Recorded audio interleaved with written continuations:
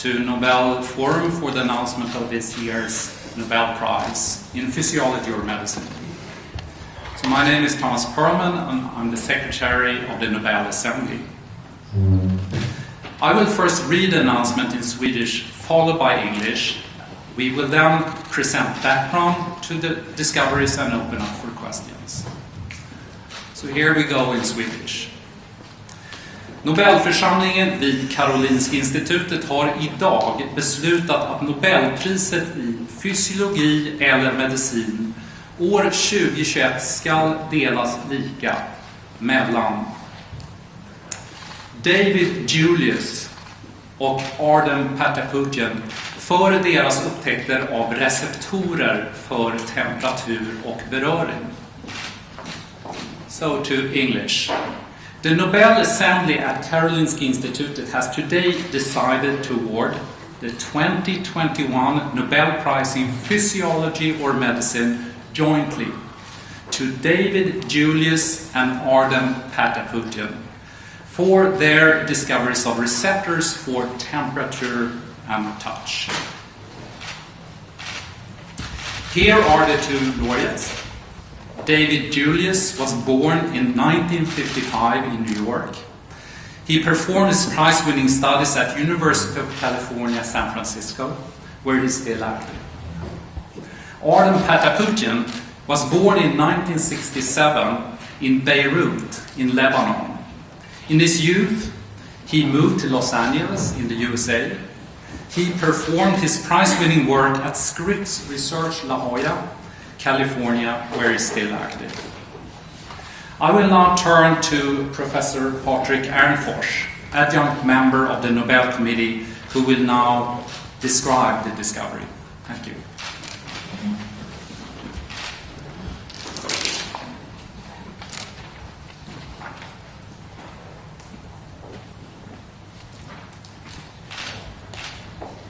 This year's Nobel Prize concerns our senses.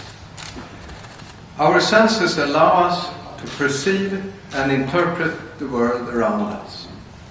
Specialized sense organs, such as our eyes, ears, nose, and mouth, endow us with vision, hearing, smell, and taste. This year's Nobel Prize has to do with our ability to feel temperature and touch, a sense which is called somatosensation. Imagine that you're walking barefoot across a field on a summer's morning. You can feel the warmth of the sun, the coolness of the morning dew, a caressing summer breeze, and the fine texture of blades of grass underneath your feet. These impressions of temperature, touch, and movement are feelings relying on somatosensation. Somatosensation is what gives us the ability to feel our body surface and internal organs. It monitors temperature, pain, touch, and the location and movement of our body, called proprioception. Such information continuously flows from the skin and other deep tissues and connects us with the external and internal world. It is also essential for tasks that we perform effortlessly and without much thought. For example, when taking a coffee on the go, a flow of information from sensors in legs and arms keep track on their position in space. Sensors in the skin registers the texture, size and shape of the coffee cup, how warm it is, and correct the grip strength to keep a hold on the cup. How physical stimuli such as heat and touch can be registered has fascinated humankind for thousands of years. The French philosopher René Descartes envisioned in the 17th century how this could work, invoking a thread between the skin and the brain. Moving particles of fire on the skin pulled the thread and opened the valve in the brain. During the past century, scientists discovered specialized sensory neurons which have long processes called nerves. The nerves located in, for example, the skin or muscle registers changes in our external and internal environment. There are different types of nerves that detect different kinds of stimuli, such as heat and touch. But how can heat and touch be registered by the nervous system? In some way, the nerves must convert the physical stimuli of heat and touch into a biological signal. Thus, molecular receptors must exist on nerves that detect and convert heat and touch into nerve impulses. The identity of such receptors remained unknown until this year's prize-winning work. Capsaicin, the active component of chili peppers, was an essential tool for one of the awarded discoveries. When we eat a spicy meal with chili peppers, it gives a burning, sometimes even painful sensation. We start sweating.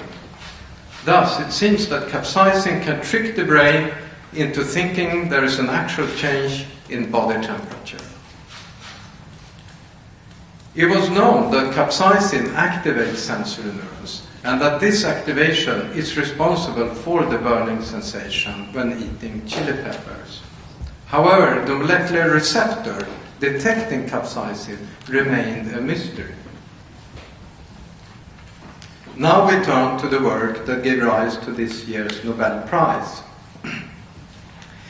David Julius and his co-workers wished to identify the receptor for capsaicin on sensory neurons. Julius assumed that a single gene active in sensory neurons was responsible. He therefore made millions of DNA fragments corresponding to the genes that are active in sensory neurons, hoping that at least one of these would contain the gene for the capsaicin receptor. He introduced single DNA fragments into cells that are insensitive to capsaicin, and then added capsaicin and recorded activity. This was a high-risk project, but after looking through large amounts of DNA fragments, the team finally succeeded and identified the capsaicin receptor. It turned out to be a novel protein named TRPV1, localized in the cell's outer membrane. TRPV1 was shown to function as a channel for so-called ions. When Julius tested how TRPV1 reacted to warm temperatures, he noticed that heat opened a channel for ions. He had discovered a temperature-sensitive ion channel activated by heat that is perceived as painful. A few years later, Julius and the other laureate of this year, Arden Pataputian, independently searched for a cold-sensitive channel and discovered a related channel, TRPM8. Soon after this, additional related channels were shown to contribute to temperature sensitivity. We now know that a number of different TRP channels activated at different temperature intervals act together to code for temperature sensation and for heat-induced pain. While the mechanism for temperature sensation was unfolding, the molecular mechanism for the sensation of touch remained an enigma. The sensation of touch is started by mechanical force, such as when poking on the skin. This can be mimicked in a simpler cell system by directly poking on the membrane of a cell, while at the same time measuring activity of the same cell. Arden Pataputian and co-workers used this system and identified a cell line that was mechanosensitive. In these cells, Pataputian identified 72 candidate genes that he thought could be the critical sensor activated by mechanical force. One by one, each of the 72 candidate genes was silenced and the cells were tested for mechanosensitivity. After nearly a year of painstaking work, 71 of the 72 genes had been tested without any promising results. But when gene number 72 was silenced, sensitivity to poking was lost. The mechanosensitive receptor had been discovered and was named PSO1, after the Greek word for pressure, PSE. Through its similarity to PSO1, a second gene was found and was named PSO2. Haraputian demonstrated that PSO proteins belong to an entirely novel class of proteins and function as ion channels activated by mechanical force. Importantly, PSO2 was then found to be the long-sought sensor for touch and proprioception, senses we use, for example, in a hug. So to summarize, the work by David Julius and Arden Pataputian has unlocked one of the secrets of nature by explaining the molecular basis for sensing temperature and mechanical force. This represents a foundation for our perception of temperature, heat pain, touch, and the location and movement of our body called proprioception. In further work, TRIP and piezo channels have been found to play key roles in many aspects of physiology, thus establishing far-reaching roles of the newly identified temperature and mechanically sensitive ion channels.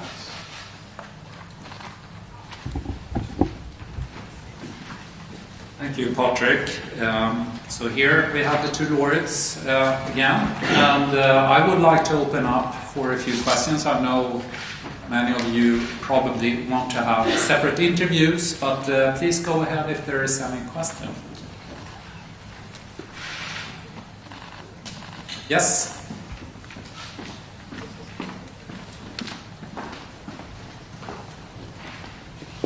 David Keaton from the Associated Press. Have you managed to contact any of the winners? What was their initial reaction to this prize? And were they surprised? And what did they say? Yeah, it was a tough year getting in touch with them. So the reason we were a few minutes late in here was actually that I just managed to get hold of them with the help of one father and one sister-in-law. So it was some tracing of phone numbers, and I just got hold of them. Only had a few minutes to talk to them, but they were incredibly happy, and as far as I could tell, they were very surprised and a little bit shocked maybe. So it was a pleasure really to give them these news.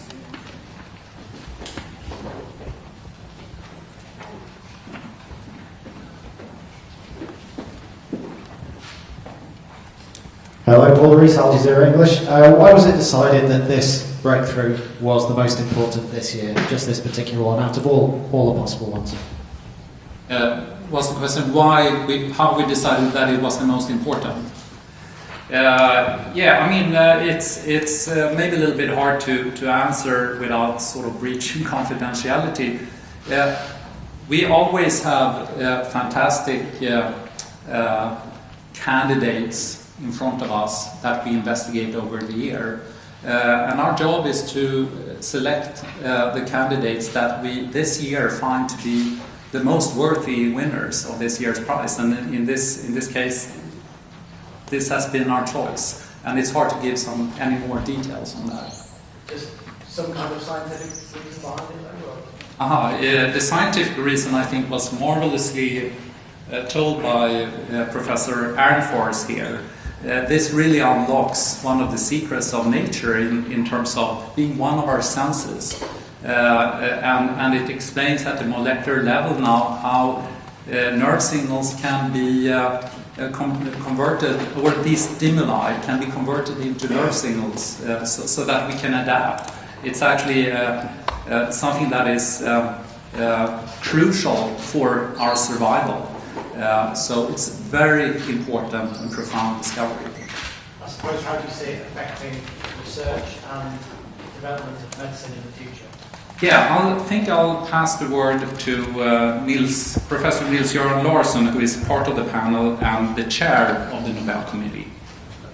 Thank you. That's, of course, a very good question. I mean, we are awarding here a very major basic scientific discovery of receptors for temperature and touch.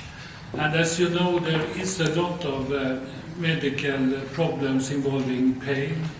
And these novel receptors will for sure be targets for drug development in the future. So I think, like all big basic scientific discoveries, there will be also translational effects in the future with development of treatments.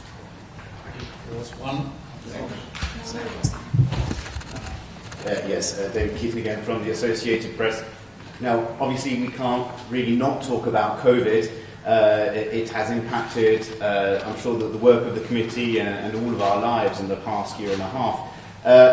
Obviously, without talking about the nominations, which you can probably not talk about, have you seen in the past year and a half research, work, applications, maybe vaccines, that when you see this and when you read these papers, you think, this will maybe be a Nobel Prize in the future?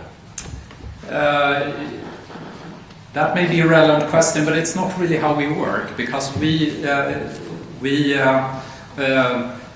perform our work originating from nominations. So we're waiting for nominations, and always when we get a nomination that is new to us, we do a very thorough investigation. But I mean, of course, big breakthroughs in medicine, they usually reach us. I'm not able to say more than that in this particular case.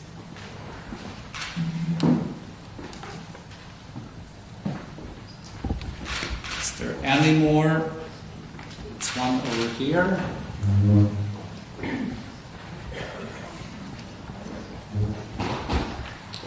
Thank you. I'm from Nordic Chinese Times. Apart from applications to medicine and treatment, I think this concept can also be used in more futuristic setup, as in VR or this metaverse concept that's been developing in the computer science community. So I was wondering if that kind of application would also came into being one day. So for virtual reality applications in computer world, for example, I'll let Professor Ehrenfors. Somebody else. No, I think that, of course, our somatosensory system is really critical for everyday activities that we have, that I try to explain in my presentation. So, I mean, for example, I don't know exactly what you were referring to, but of course, like if you have exoskeletons or, new tubes that need to be trained, of course, they have to perceive the same kind of information we do in order to perform well. So, I'm not sure exactly how much of this year's prize has been implemented in that area, but certainly the same kinds of signals need to be registered and processed, just like we do in our brain. So I think that surely there is a lot to learn by studying our physiology in terms of also applying that on, for example, exoskeletons or other AI learning processes. Okay. Let's see if there's one more. Yes, there are some very rare medical conditions where patients don't register pain and they can get injuries very easily. Are these receptors relevant for those medical conditions? Could I ask Professor Per Svenningsson, who is also a neurologist, to respond to that question? Yes, there is one gain of function mutation, so you get an overstimulated A1 receptor. And if you have that, you develop something that is called a familial episodic pain syndrome. And that can be triggered, for example, by cold or by stressors. So there is one familial syndrome. One should, maybe you could mention something about potential drugs and drug development against pain. Yes, so there are, first of all, capsaicin itself is actually used in the clinics, especially if you have had shingles and you get pain after that, then capsaicin is actually used in the clinics. Then there are also efforts to develop compounds that target TRPV1 and also TRPA1, especially against chronic pain. There's one over there. Could we get the microphone?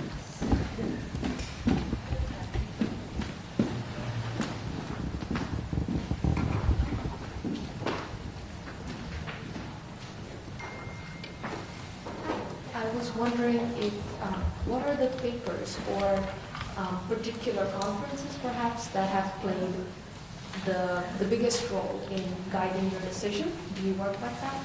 That you look at certain papers that have been published by the Nobel laureates? I'll try and answer that. I mean, we always look at the most worthy candidates based on the discoveries that they have made. And it's hard to say a particular type of investigation. Obviously, I mean, scientific papers are crucial. But it's not any particular type of journal. We look everywhere and we do it extremely thoroughly. And then their papers. Which are the papers? I see. In the press material, you have actually 8 articles that we mention particularly that are crucial, that we find are key to the discoveries this year. So sorry, I misunderstood your question. I think it's easier if you look in the press material. You get it. Okay.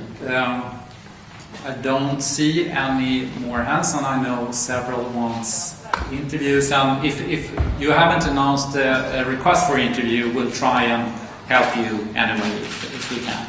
So thank you very much for coming. Thanks.